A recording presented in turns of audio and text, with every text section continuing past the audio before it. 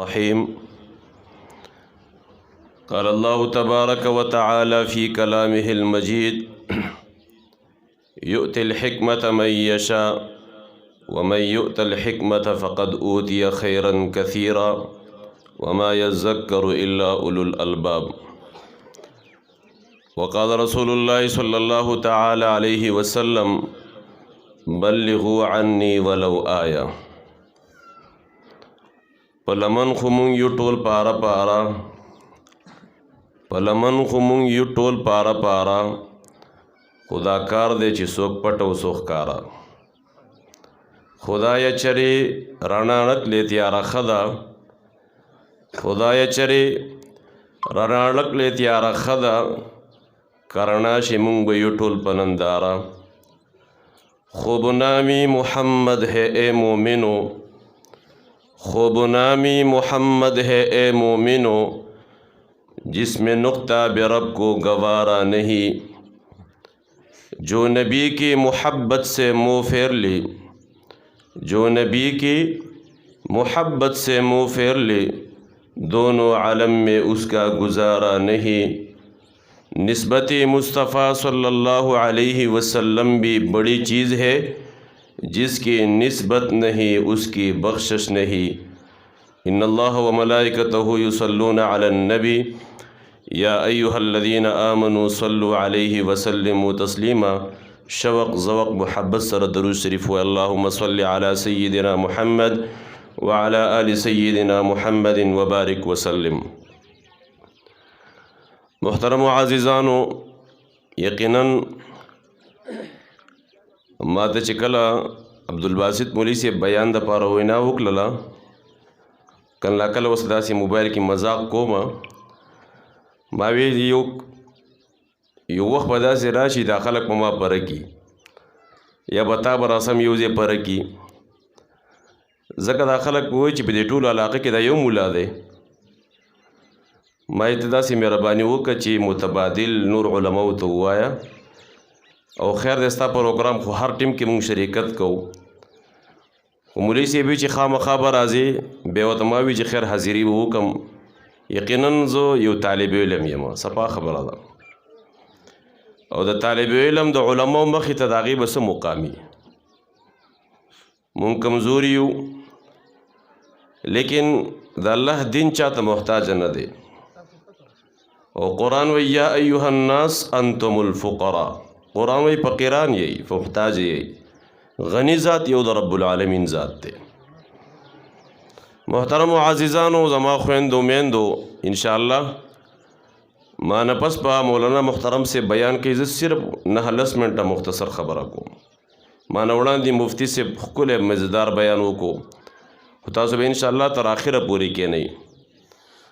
یو امیر صاحب تبلیغ کې تللی و، زموږ ملګري قصه کوله، ماښام مانځه نه پس چې کوم بیان و داسې ورو کېدو، ورو وایي ما ورته وایي چې امیر صاحب تعدي کوه، وایي ما ته جواب کې وایي چې مولي صاحب دا خلک لاړ شي نو بیا به ودرېږم.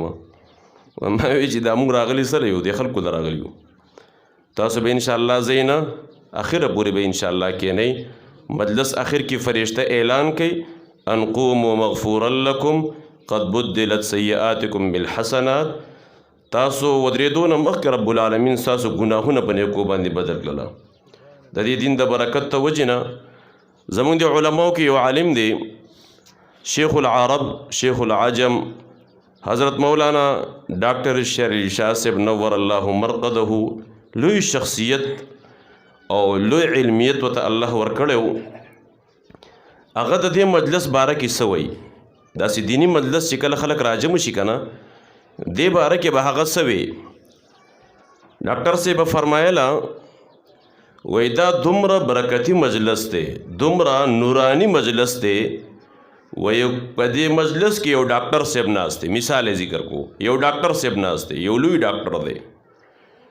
یو بیمار ګرځي او ځان دپاره ډاکټر ګوري چې ما ته علاج وکړي، او بیمار ته تکلیف دی. نو چاته وایي چې یاره لکه دلته ډاکټر صاحب نشته، نو کسان ورته جواب کې وایي هلته پروګرام دی، او پروګرام کې ډاکټر صاحب هلته ناست دی، هلته ورشه. وایي دا کس را روان دی او دې پروګرام ته راغی، او د مجلس د آداب خیال ونه ساتو. بای پروګرام شروع دی، د دین خبرې شروع دي، د دې خیال ونه ساتو ځکه تکلیف دی وته. او فوراً ډاکټر صاحب خواته جلتۍ کې راغی وی دا دومره مبارک مجلس دی، اگر چې د مجلس د آدابو خیال ونه ساتو خو د دغې بیمار دا راتګ رب العالمین د مغفرت ذریعه الله جوړ کړله. دا په څه په وجه باندې؟ دا صرف او صرف د مجلس د برکت د وجې نه. محترم عزیزانو د دې مجلسونو ګوره ډېر غټ اثري. جناب نبی کریم صلی الله علیه وسلم زمانه کې یو سفیر یې ونیو، سفیر. صحابه کرامو راوستو محمد رسول الله صلی الله علیه وسلم ته. نبی علیه الصلاۃ والسلام ته الله رب العالمین ډېر لوی حکمت الله ورکړی. نبی علیه الصلاۃ والسلام ورته څه وویل صحابو ته؟ وی دې ته څه مه وایئ، دا راولئ او مسجد نبوي کې د ستن ته وتړئ. د نبی علیه الصلاۃ والسلام مقصد دا نه و چې سزا ورکوم، د تړلو مقصد دا نه و چې زه دې له سزا ورکوم چې دا اسلام ولې نه راوړي، بلکې د نبی علیه الصلاۃ والسلام بعینه مقصد دا و چې دا زمونږ ماحول وویني، دا مجلس وویني چې دې ته پته ولګي. سحر باندې نبی علیه الصلاۃ والسلام راغی، تپوس یې وکړو ستا څه حال دی؟ نو ورته وایي د الله حبیبه ما پرېږده، ستا ما باندې احسان دی. دویم دا چې ما قتل که مشهور سړی ما مشهور بشي. دریم دا چې څومره پیسې غواړې زه به تا ته درکم خو ما پرېږده. نبی علیه السلام سکوت اختیار کو لاړو. په دویم ورځ هم دغه خبرې وکړې، په درېیمه ورځ باندې تر دې پورې چې په درېیمه ورځ نبی علیه الصلاۃ والسلام صحابو ته وی دا پرېږدئ چې ځي. نو چې کله پرېښودو هلته چینه وه، هلته ځان یخ را یخ کو، واپسۍ کې راغی د جناب محمد رسول الله